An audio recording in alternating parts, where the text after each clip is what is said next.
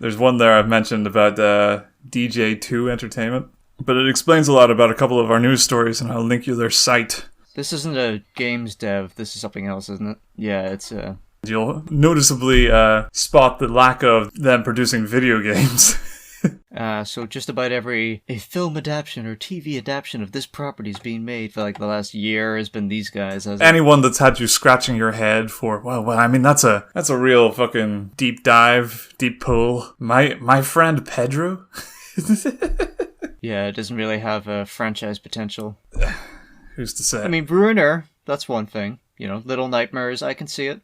We Happy Few, I can see it. We Happy Few, to be fair, I can definitely see that. I mean, I think the complete lack of development in any way imaginable of We Happy Few is probably its biggest drawback, so yeah. The further away from the We Happy Few video game you can get, the better.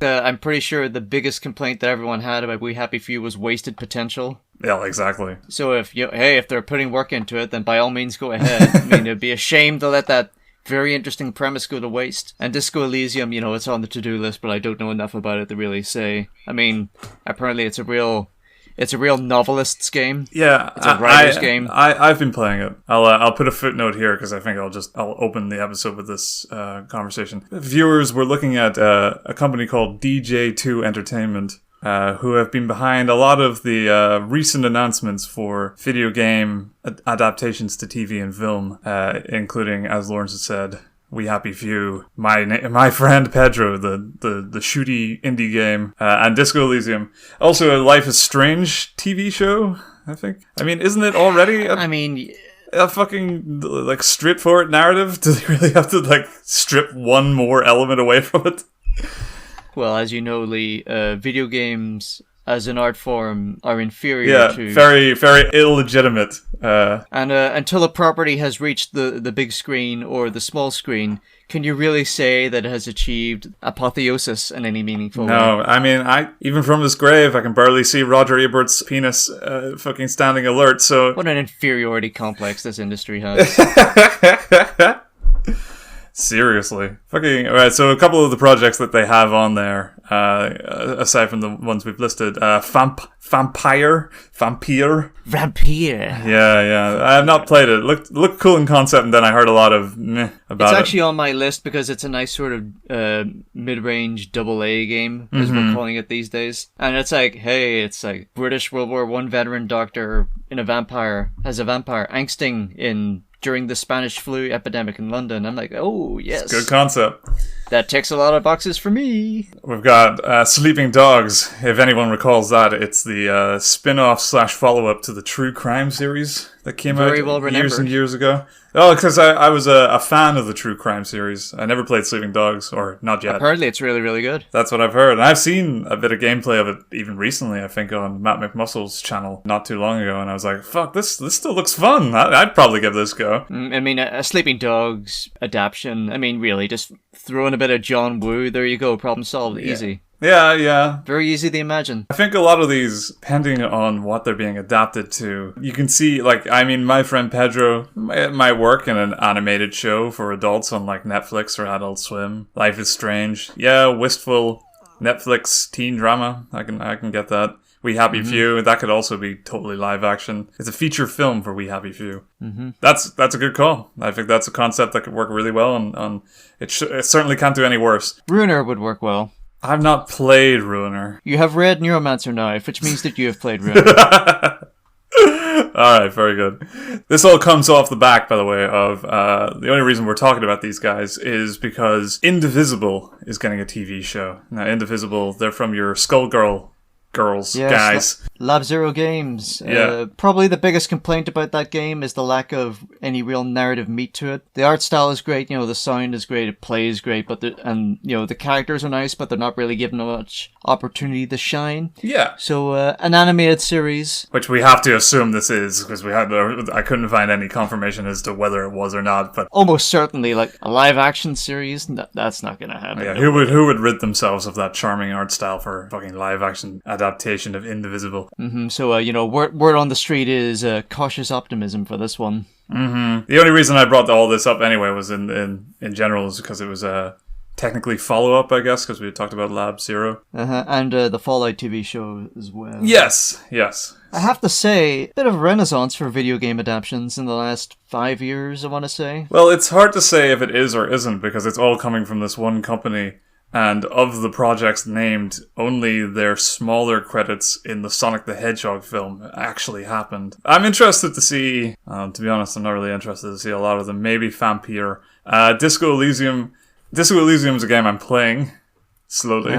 Very, very slowly. I mean, it's a world, right? So plenty of, stuff to work with. Plenty of material. Yeah. Is the writer on board with the TV show? I imagine he would have to be. It strikes me as the kind of property where that guy involves himself intimately with all the goings on. I would imagine so. I wasn't aware it was written by one person. Yeah, he came on to the Game Awards with a funny hat, if I seem to recall. Of course he did.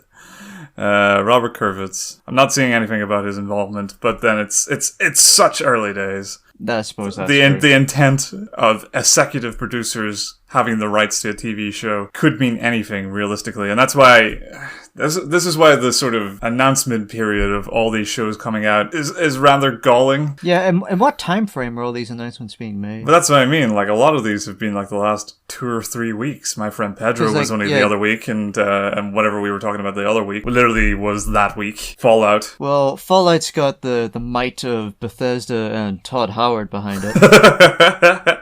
So you can rest assured they're exercising whatever they call quality assurance over there. You know what I want to see in the Fallout TV show is just, for main important protagonist plot characters to be discussing important plot in the foreground, and just in the background characters just doing some fucked up shit that makes no sense. Just like walking into a wall, getting tangled up in each other, and like jiggling around. That'd be wonderful. That'd be pretty swell. But yeah, Disco Elysium. I've been playing it. I mean, the concept can work. I think it loses almost everything interesting about it from adaptation.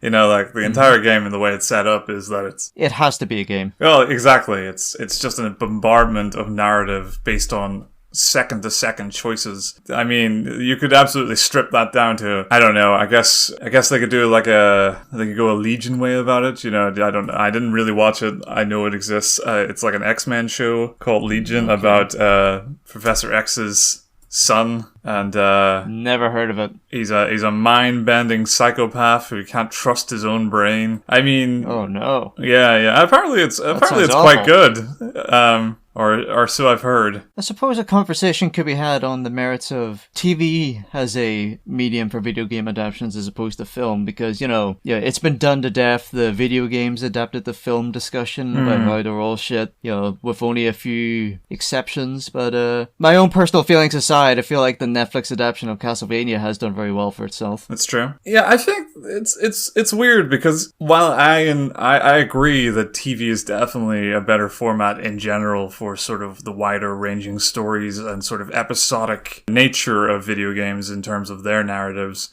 just because they're designed to be long form stories, it makes more sense that they aim towards TV. And it's the one place where people have fond memories of video. I mean, like, people grew up with the Mario and Sonic cartoons and Captain N, the Game Master. Yeah.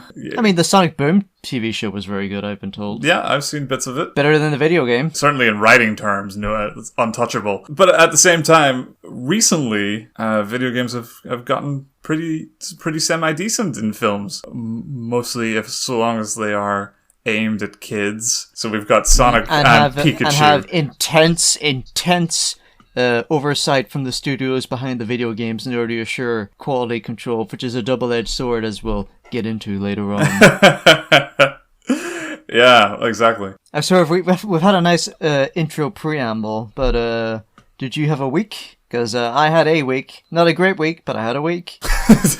You had a week? Since when do you have weeks? Well, I mean, it's not much of a week, but it is a week. I played a indie puzzle game that you may have heard of. It's called Baba Is You. Yes, I actually think I have this, or got it at one point. Oh, no, you know what? I'm not thinking of the right. I'm going to have to take special care when explaining the premise of this game, lest I look like a dribbling imbecile, because, well, you'll see soon enough. Okay, so, Lee, I want you to imagine the sentence "Baba is you" for me. Can you do that? Sure. All right. Now, I want you to separate the three components of that sentence. Baba, the player character, is, as in to be, and you, that is to say, the player. Okay? Okay. Now, you know block puzzles, right? Sure. Where you push blocks around and put them onto a switch and it opens a door, that sort of thing. Uh-huh. I want you to imagine each of the words in that sentence, Baba, is, and you, are blocks in a block puzzle.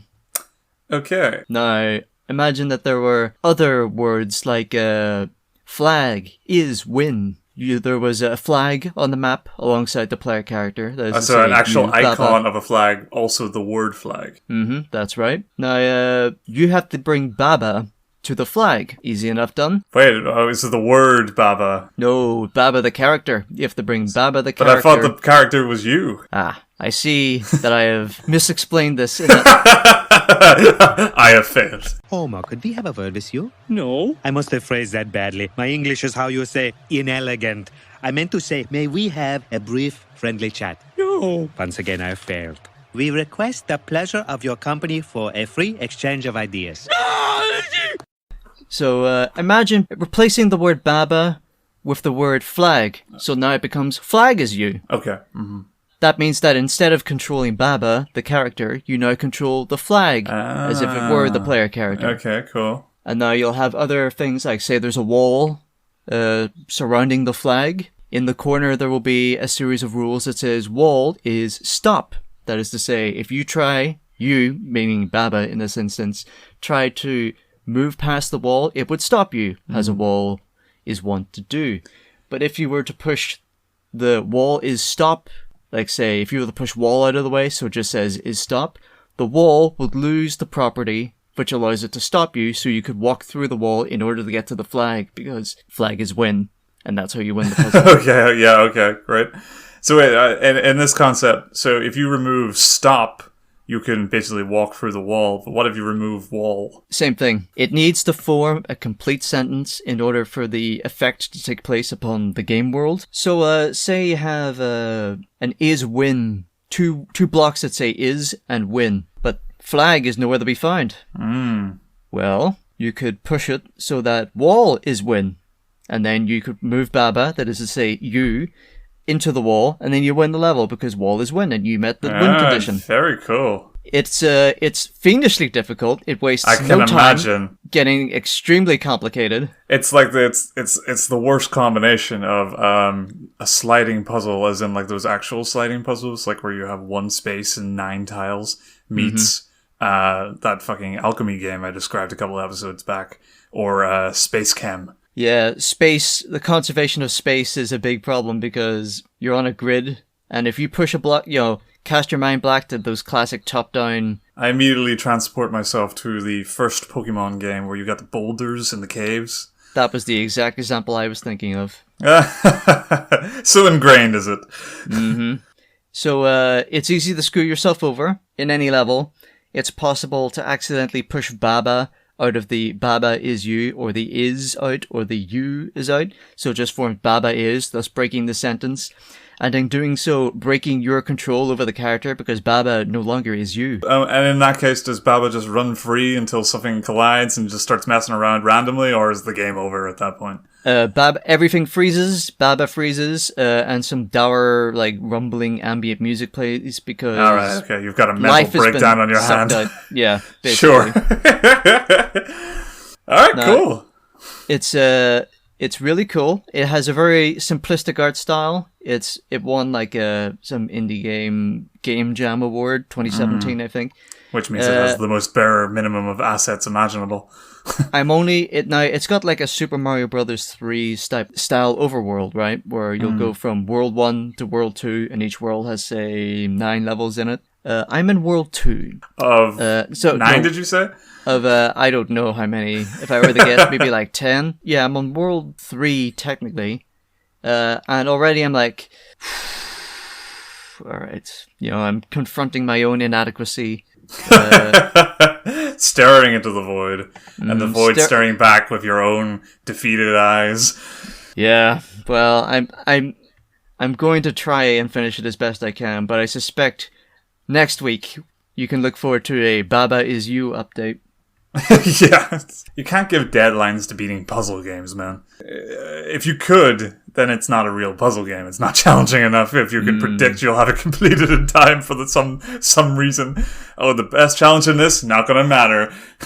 You can probably understand why I had to be so careful explaining the premise of this Oh, game. yeah. Because not only is it quite difficult to articulate, it very quickly, well, both in terms of discussing the game, its premise, and discussing how to solve puzzles in this game, it very quickly comes down to just going, if Baba is you, but Skull is defeat, but if I can't push Baba into defeat, then Baba is defeat, but that means I lose because Baba is you, but if I make it so that Baba is win, but no, that means that Baba is no longer you because Baba is win, not Baba is you. So if I make Baba is you and win, that means that simply by being Baba, I win. Oh yeah, I forgot. It gets fucking conjunctives in there. Oh, Lee, the manipulation of syntax is half the challenge in this game. Jesus, no. I'm starting to see a pattern of a little bit of the games that you play tend to be essentially the process of coding, but illustrated in a far more sort of interactive manner. Yeah, I remember saying that this may be a problem. This is how apparently you wind down, but this sounds like an active stressor to me. I mean, like I could play it in short bursts, but it certainly wouldn't be a step away from modern life. It would be an active attempt to beat something. I was aware of this problem when I first brought up Space Chem a couple of episodes back, because I basically described it as the worst kind of busman's holiday. Yeah. Mm-hmm. There's no escaping from it. Like, I mean, what else? Whatever puzzle games have I got loaded up? I've got all the Zachtronic games, which are the same thing. I've got, I plan on playing The Witness at some point. That's not programmatic. Yeah, that's like visual. Yeah, okay, I'm alright. Yeah, that's not too bad. I found that pretty relaxing up to a point, so I mean, and I certainly do not find coding relaxing. Did you play anything else this week? No, I had planned on doing a little bit more SRB2, but I wasn't really in the mood for it. I just wanted to sit down with a puzzle game and just, bit of left, right, and space occasionally, and that's about all of Baba Is You. There's nothing wrong with that. I watched 1.5 episodes of Dark. Oh, that's looking bad for our homework then. That's season 2 out of the way. Oh, very good. Well, I just Maria, my wife Maria and I finished season 2, and we're halfway through season 3 in a week. Oh boy. Well, some university obligations cleared up this week, so I should be able to. No, by next week it's not going to happen. I'm doing one episode a day. I literally don't have enough days in the week to do this.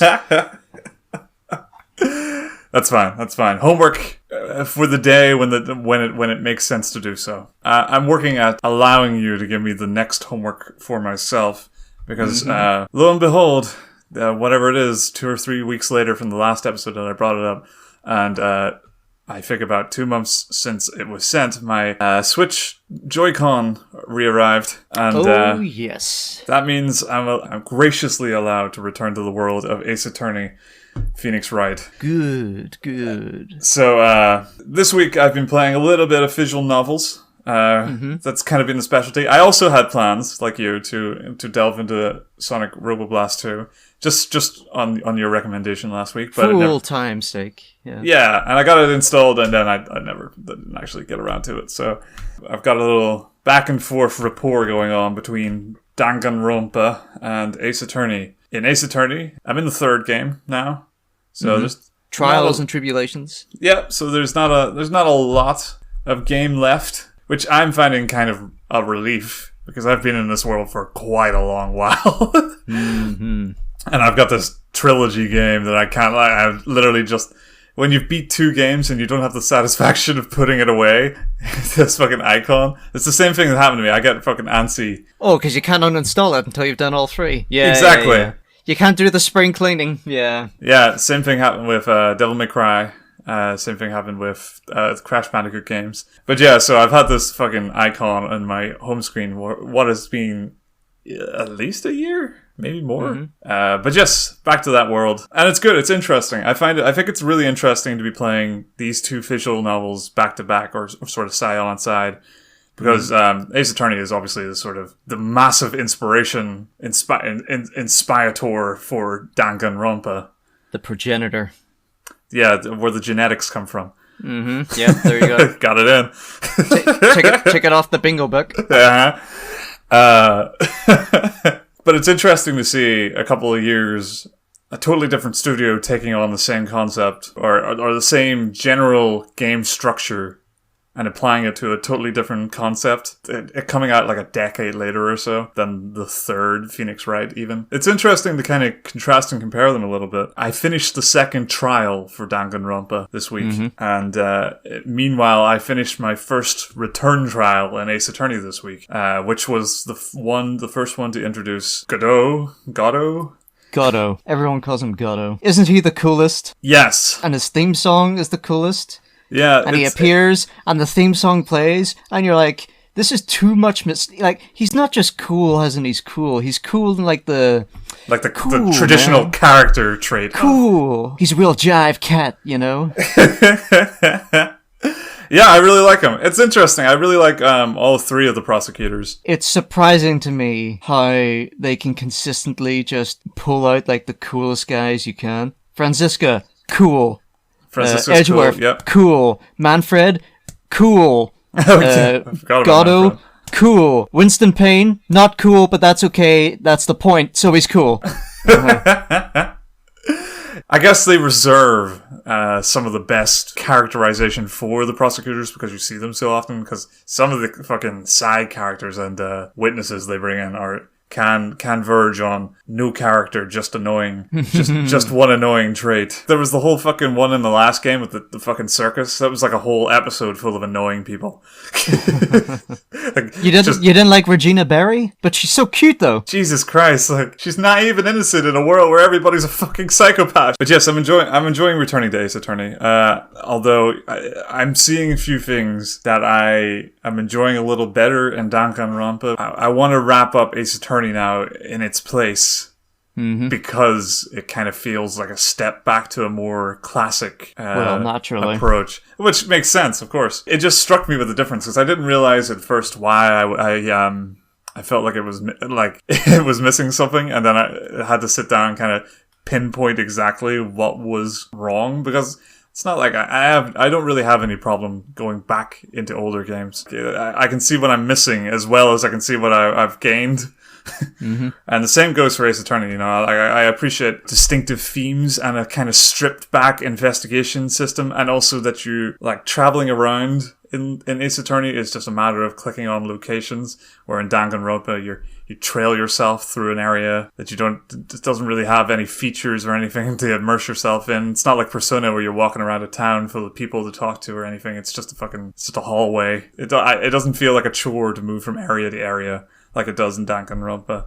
So, like, there are benefits. There's only so many places you can go to in Ace Attorney. Yeah, exactly, in any one moment, which is great. But what I did like that Danganronpa, which I can now appreciate a little bit, that it has taken from the formula, I appreciate a little more now the concept of the world of Danganronpa being 15 named characters who you can befriend and are at any one time all involved in a trial and or could be murdered. That's a really clever way that I didn't realize was something that kind of missing for me from Ace Attorney, that the sort of fill-in of the week thing does prevent me from moving to episodes now and then because it takes me a little while to kind of be done mentally with the one I just felt like finishing before moving on. Where in Danganronpa, it's all one contained push, where the next trial still involves a slightly diminishing cast of characters that you, at this point, anyone who survived, you now know to some degree of intimacy. It's a really novel way of doing it, I think, and I didn't really appreciate how smart that was until I went back to Ace Attorney and got locked into a conversation with fucking your dude Butts again for like the 10th time. Larry Butts? Larry Butts. If something smells, it must be the Butts. Yeah, it's a good one. It's a good joke. I was just about to say, it'd be great if Ace Attorney TV show, but that exists and it's not very good. I never watched it. The anime, you mean? Yeah. I never knew if it was a straight adaptation of the game or if it was like a self-contained series. No, I've seen the images and it's definitely just the cases from the games. Maybe some filler, maybe some side ones once they're done with the main ones. Mm-hmm. Was there ever a live-action one? There was. And I believe a stage play or two and a musical. Oh, no, that I would want to see. Never mind the fact that it's probably in Japanese, but it's hey, whatever. 100% in Japanese. I want to see a musical adaptation of that part where he calls a parakeet to the stand and the judge lets him. And he cross-references the parakeet only to discover that the prosecutor anticipated that he might have cross-referenced the parakeet, and so he trained him to have different answers than what he normally would have. What's amazing about that is that particular case is maybe the most canon of all the cases. It's quite possibly the most deadly serious and like irrefutably like character altering series in the entire series. Exactly. And a key linchpin of that is that the judge lets you interrogate a parakeet in court on the stand, and that the super dead serious no nonsense professional prosecutor thought that you would do this and like conspired to train the parakeet to say different things. It's borderline JoJo levels of, okay, yeah, cool, got it. Yeah. No bother. So, yeah, it might be great series. Might be worth checking in on the TV series just to see how they handle that. Mm-hmm. If listening to this and hearing that has enticed you, then by all means, go play Ace Attorney. It's a classic 100%. For a reason. The first one is genuinely great. It's very cohesive from start to finish. Even the final trial is that one in question, and it brings in all the elements of all the trials before it in a way that I don't think the second one quite landed with. Mm-hmm.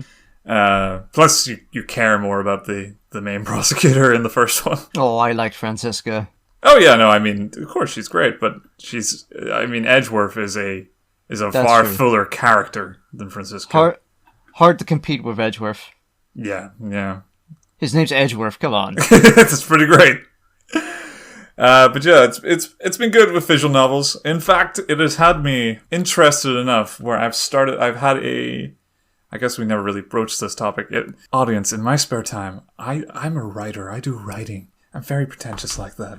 I not just do podcasts, but I write. Writing is a word which here means writing and not what people normally say when they're a writer, which is drinking and smoking.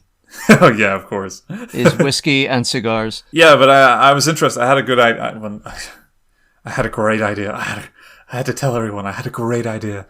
Should have written it down. I hope you did.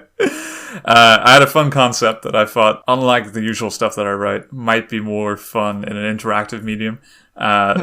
So I've been looking into actually making a visual novel. Oh, it's going to be a process. Uh-huh. Maybe about 6 months to a year long process, just on the outset, on the basis that I'm probably going to have to make the fucking assets for this. Maria, your wife Maria, is not convinced. Not. She doesn't have any faith in the project. No, absolutely not in that sense either. Just that she gets. You're too embarrassed to tell her. No, also have told her, flat out rejected. No, I'm kidding. You haven't told her, and you're like, oh, you're scared to tell her. What the fuck is this third degree, man? You're gonna say to her it's a visual novel, and she's gonna be like, oh, is this like a porn thing? On board with the visual. I should be more on board if it was a porn thing. On board with the porn thing? Yeah, 100%. And that would also be a lot easier both to write and to get assets for. Have you considered doing a porn thing? Not yet. Baby steps. Yeah, we'll get there. Gotta try out something pretentious before you go straight into fucking porn visual novels, where the money really is. The idea of it's more of a CV thing anyways. At the outset, I don't see it making money because it's a visual novel. You can't lead in. I just want to do it because it would be cool. But, Maria, my wife Maria, is a decently established professional concept artist and actually has work to do. So she got fucking the time it would take to do some free, unpaid work for me on my whims. Well, I mean, it's for the CV, so technically it is for exposure. That's true. It's true. I'm sure she would appreciate the reasoning if we were you. Well, I'm I'm enjoying more the loophole that I'm going to try and get around it with is that I'm going to attempt to recapture the glory of the Space Quest days on this visual novel, just because that might be the only visual style I can technically accomplish. The old Sierra, is 8-bit the right word? I feel like, no, it is 8-bit. It is, isn't it? Yeah, I mean, it would have been on like Windows 95 of 8-bit color or something like that, right? Yeah, something like that. It's a blocky, messy kind of style that I might just be able to get away with in visual novel form, so long as the pieces don't have to move too much. I always entertained ideas back in the day of some kind of choose-your-own-adventure, like a command line interface, because it would be cheap and dirty, the program. Exactly. And so that's kind of what I was looking into, because surely to God, I thought, there's got to be some fucking programs out there that help streamline the visual novel making process. I mean, you do have Steam. Mm-hmm. So you've been exposed to the exact same inundation week after week of sheer, trashy, quick buck visual novels. Or maybe a group of 5 to 10 Koreans sit in a room and churn out one of these every month. Mm-hmm. I like to think of them as the Game Grumps emergency Let's Play stash. Yeah, 100%. I can't confirm which program they're all using for this, or if they're using their own proprietary software. But one that I found that seems pretty easy to get my head around, at least, is called Ren'Py. Mm-hmm. The only reason I was really drawn for it, other than its price tag of $0, was that it was the engine that was used to build Doki Doki Literature Club. That visual novel goes places. It plays with the format a little, so it's got some versatility. That's what I mean, right? It's just versatile enough to get to mess around with.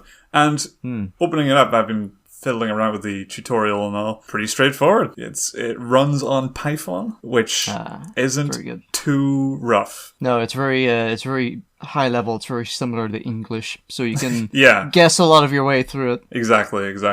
And with the tutorial goes to such a degree of sort of spelling out basically any of the commands you would realistically need to run a visual novel, and then with a little bit of maneuvering and research, I'm sure with the very base gameplay interactive elements that I need that are not strictly visual novel, I can brute force that myself. On paper so far, at least, it looks like it's going to be okay, but it's still going to take some fucking time to get everything together, especially in terms of the last step, which is going to be actual asset creation. Well, you can just make shitty placeholders, stick figures. Yes. Yeah, they give you a bunch of, stand-in assets as well anyway. Generic anime girls. Be careful not to fall into the common trap, that is to say, the artist's dry orgasm, where you talk at length about the new project that you're working on, you get really excited, and people go, yeah, that's a really nice idea, great. I can't wait to see it. And then, because you've told everyone about it, and they've given you your positive feedback, that you promptly lose all motivation to work on it. Yeah, and that has happened many a time. But I'm not going to dwell on the actual, concept itself just yet. I want to get a lot further along in that shit. Just thought it'd be interesting to discuss that. I looked into it. I thought it was pretty cute. Mm-hmm. You've committed it. You've committed yourself to it. You've said on air that you're working on it now, so people have expectations now. Yeah. So the pressure is on. Yeah, our audience, our rabid audience, you know how they always put pressure on us to do what we do. You're going to have 3, maybe 4 people in a year's time going, How's the visual novel coming along, Lee? All of them will be sock puppets of me. Sounds good.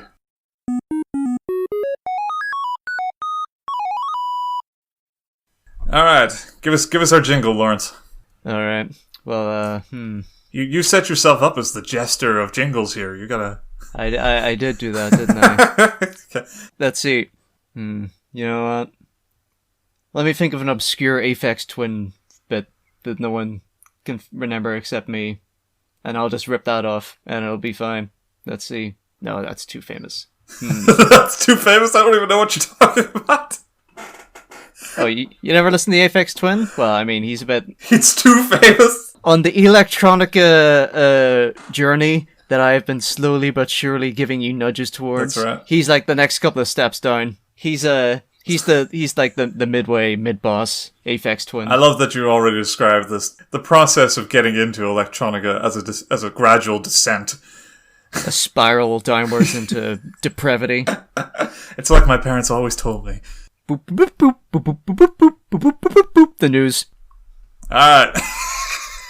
That wasn't an Aphex Twin, I made that up, so don't worry. I've still retained my creative integrity. It sounded like the one I made for the news. Alright, news this week. I guess the biggest one is Ubisoft Forward, backwards, Roundabout. Oh, yes. Jesus. I mean, did you actually watch this? Because, No. Yeah, here's the thing, right? Because there was a lot of people summarizing it, and from an outside perspective, I watched the forward part of it, which was about half an hour, maybe, of the 4 big announcements. And then there was about 2 hours or so, I think, of preamble leading up to it. With just people talking about shit like Just Dance and DLC for goddamn Ghost Recon, whatever the latest disaster is. Wildlands? No, that's not the true. one before, wasn't it? Breakpoint? Yeah, I think that's it. Yeah, whatever. Fucking Tom Clancy games. Apparently, this was all recorded before the stunning abuse allegations came out this week. Well, that's the whole thing. I can neither confirm or deny any of that shit. And I heard, like, yeah, a lot of people were saying they didn't acknowledge it. They took pains to state that this was filmed beforehand. Oh, really? Which does have the, it means you can play a nice little mini game as you watch it, which is how many of these people are actually massive scumbags. Yeah, or how many of these people are currently employed. I struggle with that part of the story. Yes, of course it's all pre-recorded, but a lot of the big stuff, like Yves Guillemot talking, was like him in his office for about 2 minutes, a footnote. You know, like, you could have squeezed that anywhere. You could have done that in his bedroom and just whacked it in. It's extra perturbing that they want to lie back on the idea that, we didn't expect these sexual harassment things, which were, honestly, they weren't just a couple of days, they were a full week. The biggest fallout was a full week before Ubisoft Forward. You know, it would take them no time at all to stumble into a booth and go like, put a face on it, at least. You know, just acknowledge it in some verbal capacity. Well, I mean, they're investigating it internally, Lee. Well, that's all you need to know. It's, that's, there you go. The matter's been resolved. You don't need to think about it. Take a look at all these video games, huh? I love that. Yeah, we're looking into it internally, but one of the guys who just resigned was the head of HR. You know, like, aren't those the people that do these fucking investigations? Yeah, and prior to resigning or being resigned, he made all sorts of like, it's me or this. Yeah, it's me or this. Right. He was making ultimatums. Yeah, 100%. Not a good look. It's a yikes from me, dog. So dogs, Watch Dog Cringe. Mm-hmm. Did you see any of these trailers, by the way, or am I describing what these are to you? No, I haven't seen it yet. I know of Watch Dogs Legion, I know of Assassin's Creed Valhalla, and I know of Far Cry 6. And I know that Hyperscape is like another attempt at some kind of battle royale. That's about all I know. Yeah, you know what? I found out that one was a battle royale, like, after the fact. Because up until watching footage of it, I was like, "This is pretty cool." It's like it's like a Deus Ex aesthetic on top of Quake, by the looks of things. Oh, was this like the really? Yeah, it's got like a sort of Mirror's Edge thing going on. Little bit, running and shooting and like, yeah, it's like it's colorful advanced movement options. Yeah, exactly. It's a hopping, jumping, skipping, gunning, fun time. Pick up your weapons on the fly. Unreal Tournament kind of shit. Yes, I think I have seen footage of this, actually. I used to be really big into Unreal Tournament 3. So it's good to see these kind of things become sort of dedicated survivors of the modern age. Until you hear they're a fucking battle royale, which just kills any interest I have in any fucking game. It's like, there's nothing more tedious to me than finding out that anything is a fucking battle royale anymore. I will look forward to watching a streamer that I like play this for a few hours, and that will be the extent of my engagement with this. Exactly. I mean, it's a concept that is wildly popular, and I get it. But I've played, I believe, all the big ones at this point. It's going to be the 5th or 6th or 7th of these fucking things that I give a shot for a week. I get a couple of friends together to play it online. They have a lot of fun with it, and I am baffled at the fucking tediousness of the medium. The only hope I have is that it looks like there's slightly less sitting around waiting for gameplay to happen. Mm-hmm. Which is the worst part of the fucking genre. Just sitting or hiding or waiting. I can't do it! You don't have the patience. No. But anyway, Watch Dogs Cringe. What was it? What was it that made me cringe about it? Oh, I remember. The two things. One, the accents. That's... Oh, yeah. Yeah, there's nothing quite as distinctive as what Americans think British people sound like. It frustrates me to no end that Watch Dogs, as a franchise, decided to be good the moment I stopped caring about it. Why? Which one was good? The second one? 2 onwards, well, I mean, 2, and this one looks alright, but 2 is supposedly a vast improvement over the first one, and the first one was milquetoast as all get out. Yeah, it's a series. I played the first one, and you're right, it's milquetoast. It didn't hold my attention at all, so that put me off the second one. But I saw some good things about it, and a common criticism that actually did annoy me was that the characters, these wacky good time hackers, were also raving violent maniacs. He's got that ludonarrative dissonance. Yeah, but like that when it's a series with so many options to not have to do that, like to have wacky made up guns and stuff that don't kill people, they just couldn't let themselves. They couldn't let it, and to me that was like that smacks of the same compromise that I didn't enjoy in Far Cry 4 or every Assassin's Creed past Assassin's Creed 4. So it was a pass, and it's probably going to be a pass on Legion too, because although it's got a cutesy kind of choose your character thing, you pick the character with the skill that most excites you in terms of tackling these sort of strongholds, I assume, or the majority of the missions. It's the same reason why I'm not fucking leaping onto Ghost of Tsushima. Even though people are raving about it. Oh yeah, sure. But they were going to. Mm-hmm. But like people are saying like comparisons to Breath of the Wild are being made. Jesus. You give people a scenic Japanese field and suddenly the game's the exact same. In any case, did you know that Aiden Pearce is from Belfast? Yes, I actually did know that. Not in his voice actor's tone, though. Not that it would be reflected in any way in his character. No. Because it's like, oh, I was born in Belfast, and he says it in like the American accent, and you're like, okay, dude. And it's like, basically the entirety, he's so white bread American, it's frustrating, because it's like, oh, he was born in Belfast, and he grew up during the Troubles, and you're like, I wonder if this will inform his character in any single way. And other than a propensity for violence, it does not. Yeah. Maybe they're trying to say he's sneaky. It's one of them sneaky Irish immigrants, can't trust them. Sneaky Belfast guys. You know, the Troubles was like a sneaky war. Jesus Christ. I have mixed feelings about the more overtly cyberpunk aesthetic of this new one. Yeah. With it, like its hovercraft thing and all? You know, I mean, like, it's the future. Whilst one thing I did say was milquetoast earlier, but like one thing I did like about the first Watch Dogs was that it was really restrained cyberpunk. Like it's the future of 6 years from now. Yeah. Where it's like all about, information control and centralization of like infrastructure and stuff like that. And you're like, oh yeah, it's like it's all rooted in the problems of today, I suppose. Sure. If there was a degree more agency in those problems, that's what they're going for. Otherwise, it's just your world, but somebody has a phone that does the things you're afraid of in your world. 2 seemed to be much of the same, although they sort of gave it a sort of hacktivist, anonymous aesthetic, which is fine because it's young people, and young people do weird things and dress in weird ways, and that frightens me.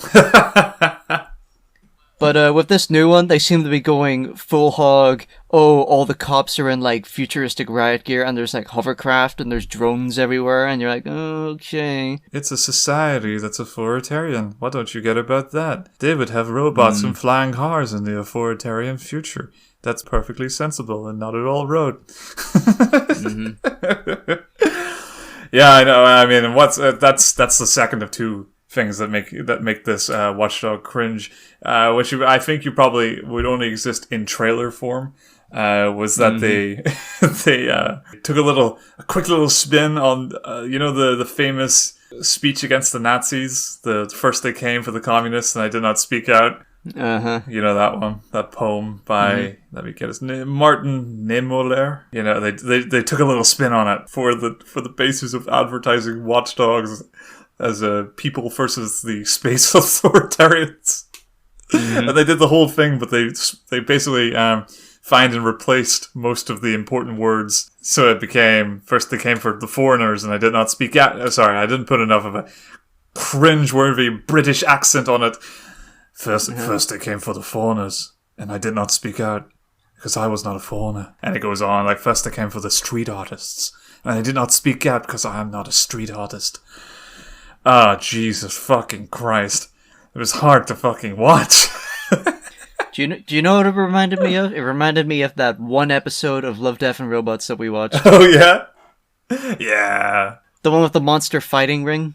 Oh, yeah. This is deep, you guys, I swear. And I was like, hey, the best part of that episode was the monster, and there wasn't enough of the monster. And it's like, well, man, we need to go back to these weird cartoon characters, and I don't mean that in a good way. No, yeah. Anyway, Watch Dogs. It'll be a smash success, undoubtedly. Assassin's Creed Valhalla. Have we talked about this yet? I feel like no, I don't think. No, it was announced during the tenure of the show, but I don't think we ever. We might have breached it a little bit on episode 0. Oh yes, the lost episode, yeah. The forbidden episode. Yeah, you know what? I was understandably against it because I played the latest Assassin's Creed Odyssey, which is way too fucking big, and I think I've already compartmentalized my rant about that game in one of the previous episodes. But biggest problem, aside from the world of fuck all stretched ad infinitum, the biggest problem was that it had that leveling system where the grind, the sheer grind, or for $50, skip the grind for $50. I know a guy who could fix that for you. That shit is actively ruined what was a perfectly okay fighting system. Was that it's just this monotonous, unrelenting grind that forced you into tedious fetch quests so that you could just play the fucking story. Like, the thing I want to do after the game is the fetch quests and the side crap, not before it. I appreciate an option. That was one thing that did irk me a little about the footage of the new games, which I haven't got around to, but I'm sure I will at some point. Is that hey, if I jump off a building and like impale a guy with like an axe, I expect him to die. Yeah, and it's been, generally speaking, it's been like that since Syndicate. That no longer can these droves of people be taken out, assassinated, if you will. They have to be brutally brawled down, which kind of goes against the whole fucking cool aesthetic and nature of the original games, but whatever. And the gameplay was a little more fun then, but whatever, even if the combat was a bit rough, but whatever. I understand with this new one, this is a half-remembered rumor based on an interview that I only heard about secondhand, so some citation needed. That apparently they're rejiggering the side quests in this game in some way. Like it's going to be more emergent. Like you'll stumble upon them rather than it'll be a sort of here's a map, go do this. Sure. Like it's this. They're trying to angle for a more organic approach to side quests. I guess. I mean, to me, all that sounded like was a big part of this game is your base building again. And the resources you'll get for that base building will come from all corners of your walks and ships, which isn't all that different from Odyssey because you've got a shipbuilding element in that one, and as usual, you can pick your fights and get your elements to build your crew and stuff. Like it's the same ship, different fucking skin every game. Yeah, I find that Assassin's Creed has a franchise is best enjoyed purely as a historical exercise. Mm. And you know, they're aware of this because they had a special mode for it with Origins, which was, let's just walk around and enjoy the scenery of this moment in history. Yeah, that's right. Which was maybe the most appealing thing I heard about fucking Assassin's Creed Origin. The thing about Valhalla that put me right off even more than I was kind of watching this trailer and I was kind of getting into it a little bit. I was like, you know what? I could see there's a glimmer of hope until I saw it had the same fucking level system as Odyssey. If slightly tweaked, it's more or less the same. And more frustrating than that, the same customize your clothing for buffs system from Odyssey. Oh, yeah. That I never cared for that. shit drove me fucking nuts. Because what was cool about it, in theory, and one of the things that I really liked about it was that you could pick up these clothing. They would have buffs, sure, but you pick up stuff that looks cooler. Yeah, exactly. You always end up looking like some kind of fucked up World of But what you Warcraft could character. do in Odyssey, that was maybe the best initiative I've seen for this system, is that you could apply the stats of a higher thing directly to a cooler looking piece of clothing. Good. That was great, but it was marred by a very tedious system that every time you picked up something new, you had to fish through your inventory every single time to find the thing that you wanted to wear visually after equipping this thing. It was already frustrating in terms of it was a bunch of added stat mongering that had no right being in this fucking slashy, jumpy adventure game. Nioh had a problem with that. Oh, yeah? Where, Nioh's really good, and I like it a lot, and I would recommend it. It's like it's basically Souls, but it's you're playing as a pasty Irishman in like feudal Japan, and it had a loot system. It wasn't like normal Souls where like you find a sword in a chest in a level, and that's where it is every time you play the game. It had a little of that, but most of the gear you got was randomly generated from enemies. There is a lot of fucking gear you get in that game. Like, there's a shit ton of loot. Like, you will have filled up your inventory within, like, 6 levels.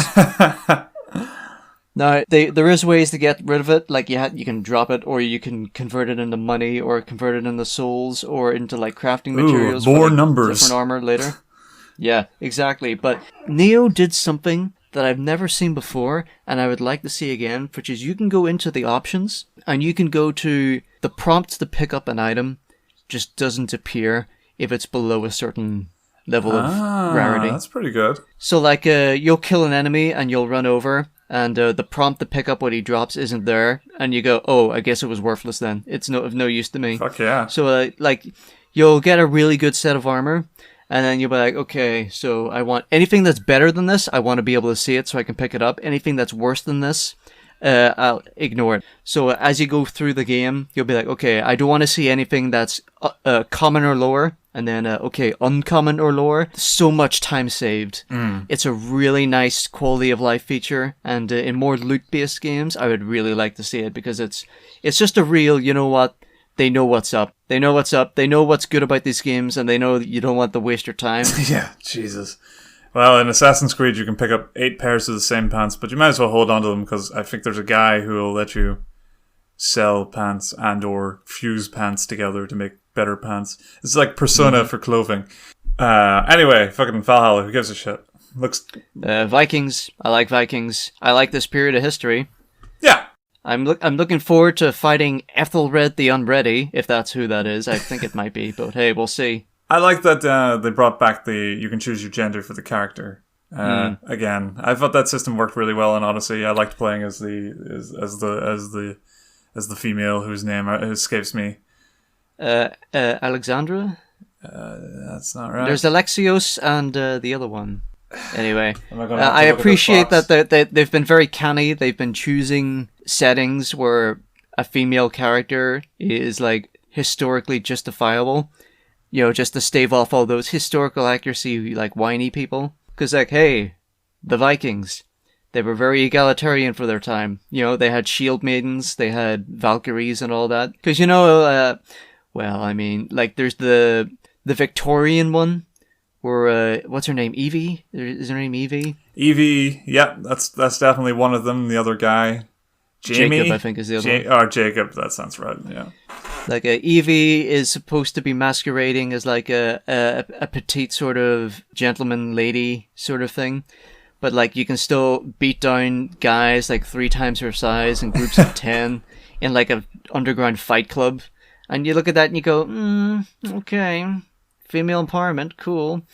But and because like she's tiny and skinny, but like if it's a big beefy like Viking woman in like a Viking society, which like was very egalitarian and valued women a lot more than most later patriarchal societies, it's like, hey, you know what? Yeah, I'm into this. And like the Greece one as well, that worked with that one as well. So you know what? Hey, I want to see more of this. This is cool. Almost got her name, Cassandra.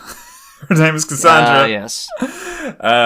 See, this is the problem, because I actually did like Cassandra as a character, but then we got to see much of where that story ended up twisting. You're gonna be a crazy bisexual Greek lady. It's cool. Yeah, that was cool shit. Did anyone pick the guy? Who would pick the guy?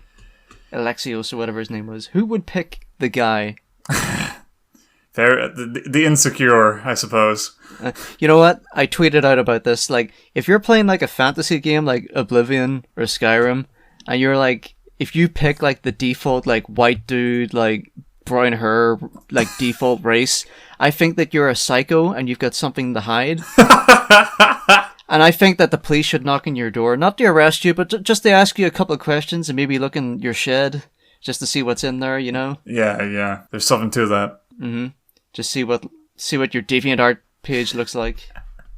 If I'm not playing as Nathan Drake, I refuse to play it. Exactly. Flight Simulator. Have you seen this? I've seen your repeated excitement for it, and it charms me, Lee, really. But I have no dog in this fight. There's no fight. There's only love, mutual appreciation. I'm in no position to get sniffy about this because I play like boring programming puzzle games and Crusader Kings 2, which is basically the model train kit of military strategy games. Yeah. So you know what? I'm in no position to throw stones. Here's the thing. I think one of the biggest value I can get from a game is a sense of tourism. You know, it's a reason. It's something that I appreciate. That's why I like Assassin's Creed. Well, yeah, exactly. It's why I like the Uncharted games. It's why I liked even fictional tourism like BioShock and all that. You know, when it's a world and you get to go there and you live it, and it sort of lives with you for a while. I can get a lot of mileage out of just going to a place and looking at things. So what you're saying is what you really want to recreate is the awful drudgery of flying to that place. That's a part of the experience that you've been missing so far, and you really want to recreate it. I assume the hard part is getting the plane to fly for the first moment, and then it kind of rides itself out, and then you just get to look at a scenic, semi-real life map of most of the world, and that appeals to me. The only reason we're talking about this, by the way, is because they've announced that it's getting a physical European-only edition that's 10 full DVDs in one big case, as if it were the flight simulator from 1996 or whatever. So you'll fly over a bunch of identical fields and seas, and you can be told, this is Europe, as opposed to North America. Oh, no, I mean, the case is in Europe exclusive. The game is worldwide. Oh, so it's not like a Euro Truck Simulator or American Truck Simulator, where the actual location that your vehicle is traveling is the place where, like, it's Europe or mainland America. Anyway, yeah, I just wanted to bring it up because I wanted to, I feel like not enough people are super excited for this flight simulator game. Like, we went through almost the entirety. I accidentally skipped over Far Cry 6. But the entirety of Ubisoft Forward, and it was like, yeah. But fucking Microsoft Flight Simulator, legitimately, I'm excited to figure out how the hell I'm going to upgrade my PC to play this thing. And your PC is quite nice looking. You have a gaming PC. I don't. I'm just using a laptop here. Yeah, it's pretty good. It was built by my brother Shane, my brother. Certainly needs a lot of kinks worked out and some better hardware. But gotta get a GTX Titan or whatever the high end GPU is these days. My knowledge is maybe 6 years out of date. Yeah, it's all about the HP Omen. No, that's just a computer. I don't know graphics cards. GeForce. When was that? I don't know. AMD. These are the brands. Yes. These are not the models. They are, yes. NVIDIA. These are manufacturers of graphics cards.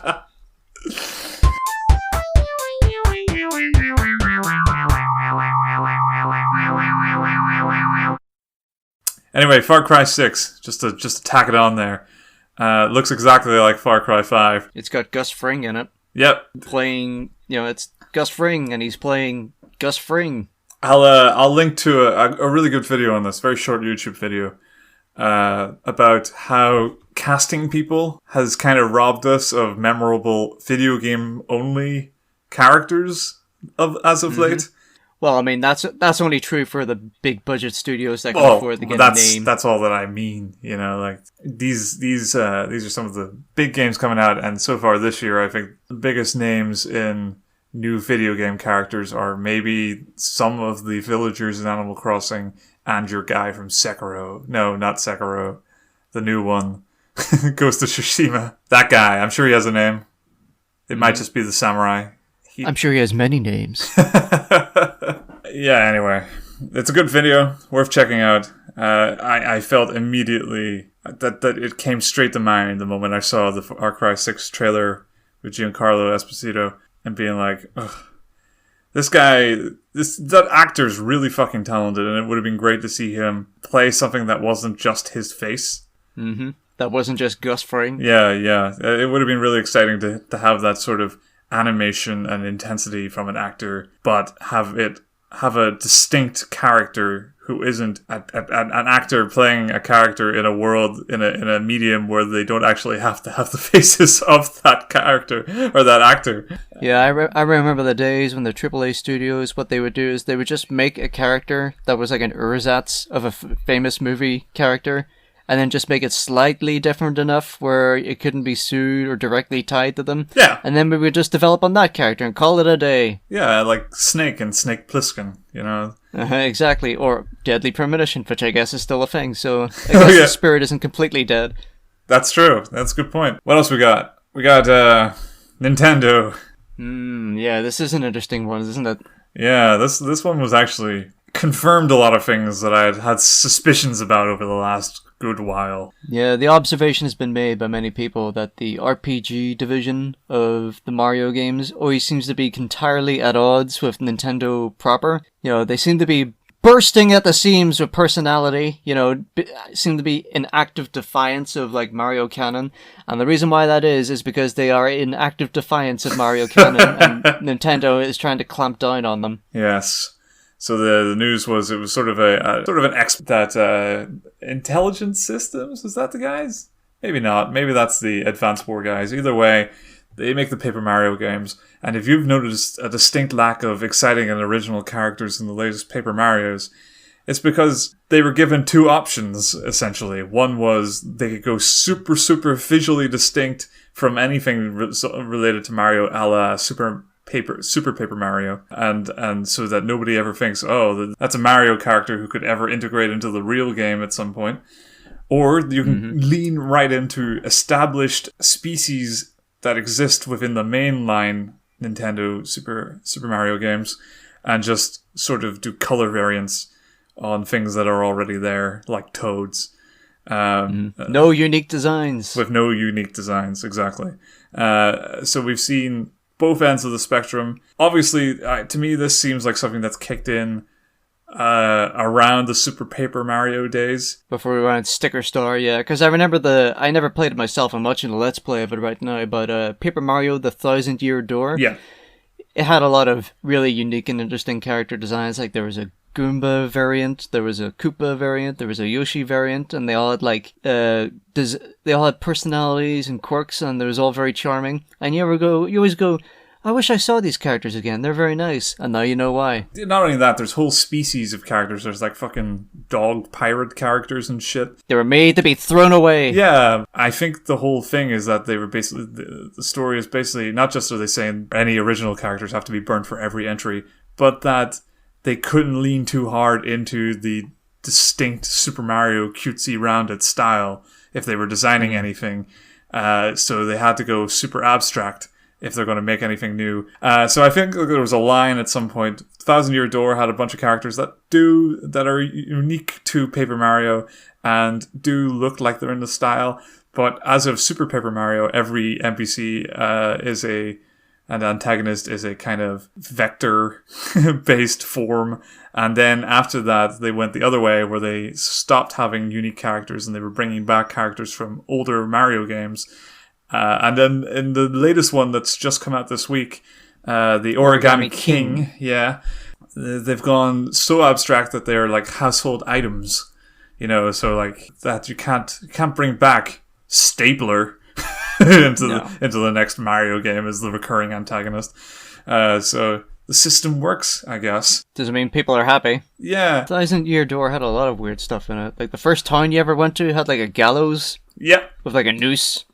Yep. And like Rogueport, yeah, that's right. And one of the NPCs got ripped off in like a credit card scan. Yeah, exactly. There's loads of shit. And one of the bosses has like a ambiguous like foot fetish thing going on. And they've got those like weird ghost characters and little tiny micro germ characters that kind of play into gameplay a little bit. And there's like a Boo character that's like transgender or something, but only in the Japanese version, not in the original. That didn't make it to America. Can't imagine why.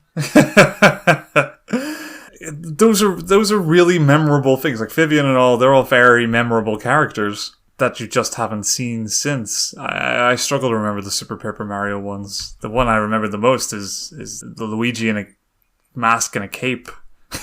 I guess there's a reason why Thousand Year Door never got ported to Switch, and indeed never will be, because it's got too many weird things in it that Nintendo doesn't like. Yeah, I just found that very crushing news. I mean, like, if Super Mario is this brand ambassador for the company, so they don't want to fuck around with it, A, why do they license out that character to every genre going? And B, why don't they look to the other mascots who have been in similar positions that haven't been affected by their dodgy shit that they still do today, like Mickey Mouse? Mario and Mickey Mouse, I think, are the most comparable cartoon figures in the world. Mickey Mouse has become a shorthand for corrupt capitalism. And sure, very well warranted, obviously, but Mickey Mouse as a character, he's existed in multiple changing forms every decade, seemingly comes back in a different way. His next show, a different tone, a different approach. It never hurts him to get weird. And like the current Mickey Mouse cartoon show, I've seen some really weird shit come from that. Some fun meme level crap. You don't get memes of Mario. Only the stuff that comes in the gameplay. Like fucking Evil Eyes Luigi and shit that they program in and let people make memes themselves when they assign their own narratives to them. Emergent memes. Yeah, exactly. It's just a shame that they don't take the next step or absently refuse to take the next step, more importantly. I mean, I don't mind them fucking burning up and failing and recoiling it to some degree, but it's just weird. If this is the way they treat Mario, why keep making Paper Mario? Why not? They seem more willing to make Luigi weird and have him do weird stuff. Because there's a niche now for Paper Mario, so they're going to keep making that. Yeah, Well, if Nintendo can't be relied upon to give out the goods, we can always rely upon the fans to do the same thing. And this ties into a conversation we had a couple of weeks ago about how, if you're going to make a really, really good fan project, you should just not bother and take all the assets you made and tweak them slightly and make your own product. So play Bug Fables, everybody, the fan-made spiritual successor to Paper Mario. Yeah, out now on Nintendo Switch. Get it instead of Origami King, even though it's probably just pretty good. Fine. Yeah, I'm sure it's fine. It's just depressing in general, but it's not a Vectormen 2020 on the box. I'm sure it's fine.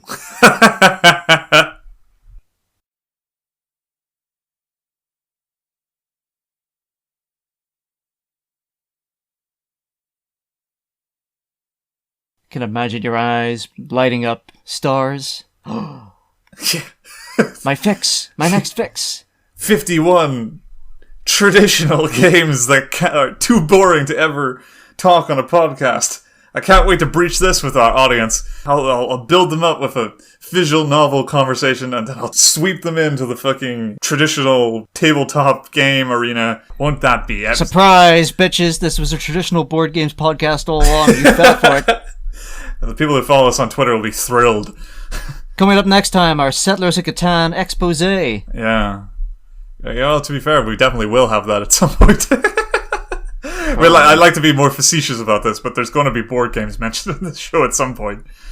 No, yeah, almost certainly. So, ready yourselves, audience. Yeah. Might not happen today, but it's coming.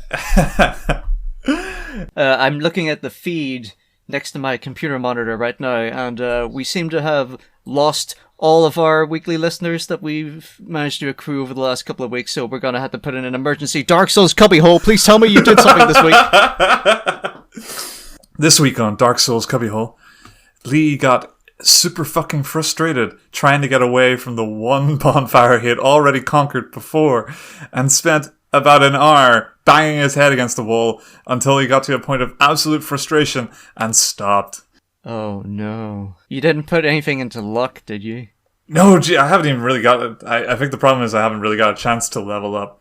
But no, I've just, for some reason... You know, to be fair, it started out, I was in a bit of a zen mood. I was like, you know what, I'm so fucking tunnel vision in these kind of games. I've never actually just stood outside and looked at my surroundings in this world yet. Like, just stopped for a second and, like, look at the big castle on the horizon and go, well, alright, this is what they mean about I'll probably be there. Because in my last playthrough, I was already there and I didn't even notice. Yeah, so I was kind of chill, and I thought, you know what? I actually want to try and get a little better at both the parry riposte system and the dodging system. I want to try and sit down and kind of get a firmer idea of how much energy is taken every time I use one of these actions in combo with my light and strong strikes. And so I spent about 15 minutes doing that, getting blindsided constantly as I struggled to. Sometimes it felt like it wasn't responding the way I wanted it to, and sometimes it was like, fuck yeah, I'm just bouncing shit off me like nothing, and then turning a corner and getting pelted by a firebomb and just dying instantly. I think the highlight of this week was that I got to the boss who famously jumped off a cliff for me last time. Oh yes, Taurus Demon. Yes, knowing this time that I would actually have to kick his ass. I was enjoying the fight until a fucking pizza guy arrived, and I can't pause Dark Souls. Can't pause Dark Souls. See, you made the classic mistake of ordering a pizza whilst playing Dark Souls. Yeah. Which is schoolboy error. Schoolboy. Truly. So that was pretty much it. It was a super unproductive week. You can see I just had to curl into myself and play visual novels where things are safe and there's no risk. You can't really lose a visual novel. They let you save scum. The only thing that's really lost with visual novels is self-respect.